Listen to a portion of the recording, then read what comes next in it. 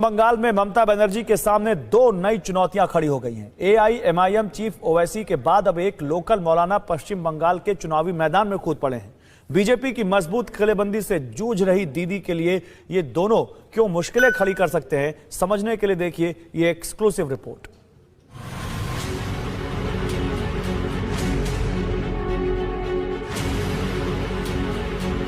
लाख टके का सवाल, मई 2021 में किसका बंगाल?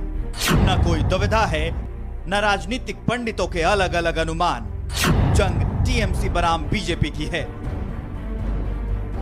दीदी बरकरार रहेंगी या कमल खिलेगा? बस इन्हीं दो में से कोई एक नतीजा लगभग तय है।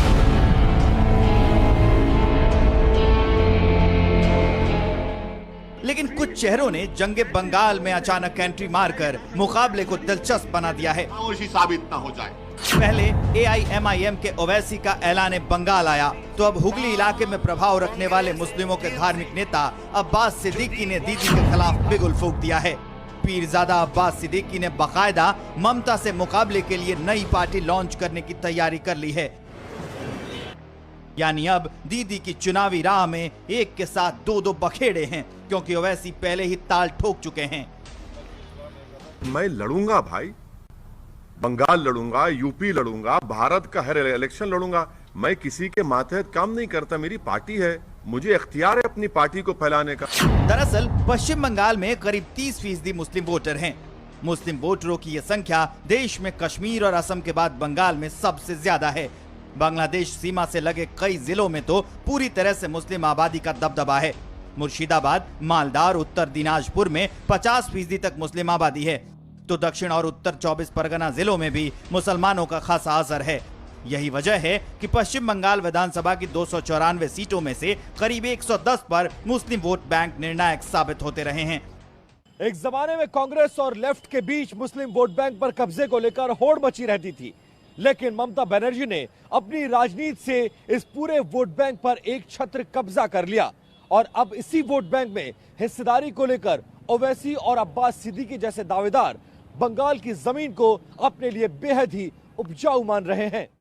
TV9 भारतवर्ष ने जब इस डबल एम फैक्टर की चुनौती पर टीएमसी के सीनियर नेता सौगत राय से बात की, तब सौगत दावे के साथ कह रहे हैं कि बंगाल न हैदराबाद है और न बिहार, ये प्रदेश ओवैसी के लिए दूर की कौड़ी है।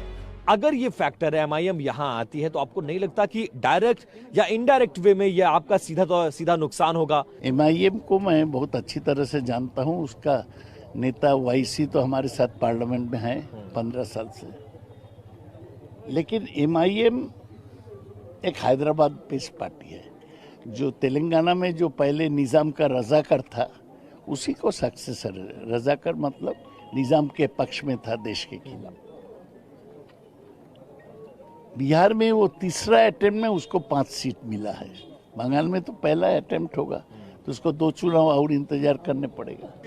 दिलचस्प ये है कि ये वही पीरजादा अब्बास सिद्दीकी हैं जो अब तक तमाम चुनाव में ममता बनर्जी की पार्टी को खुलेआम सपोर्ट करते रहे हैं। ऐसे में बड़ा सवाल है कि फिर ये अचानक दीदी से मोह भंग क्यों? पीरजादा अब्बास सिद्दीकी का कहना है कि ममता ने मुसलमानों से जो वादे किए उन्हें पूरे नहीं किए। टीएमसी की 10 साल की सत्ता के बाद भी राज्य के मुस्लिम पहले की तरह बदहाल हैं। ममता बड़े बड़े वादे करती नहीं, लेकिन जमीन पर कुछ नहीं किया। मदरसों में होने वाली नियुक्तियां भी इस सरकार ने रोक दी। चुनाव सिर पर है और सिद्दीकी के पास ममता के खिलाफ शिकायतों की लंबी फहरिस्त है। बिहार में 5 सीटों पर जीत के उत्साह में ओवैसी पहले ही बंगाल में एंट्री का ऐलान कर चुके हैं और अब ये पीरजादा अब्बास सिद्दीकी। लेकिन दीदी के लिए ओवैसी से भी ज्यादा मुश्किलें ये सिद्दीकी साहब पैदा कर सकते हैं, क्योंकि राज्य की 90 विधानसभा सीटों पर उस फुरफुरा शरीफ का असर माना जाता है जहां से ये अब्बास सिद्दीकी ताल्लुक रखते हैं। यानी करीब 30% मुस्लिम वोट बैंक पर अपना एकाधिकार मानने वाली दीदी के सामने अचानक एक साथ दो चुनौतियां सामने खड़ी हैं। एक तरफ आउटसाइडर ओवैसी हैं, तो दूसरी तरफ insider Abbas Siddiqui. Bureau report, TV9 Bharatvarsh.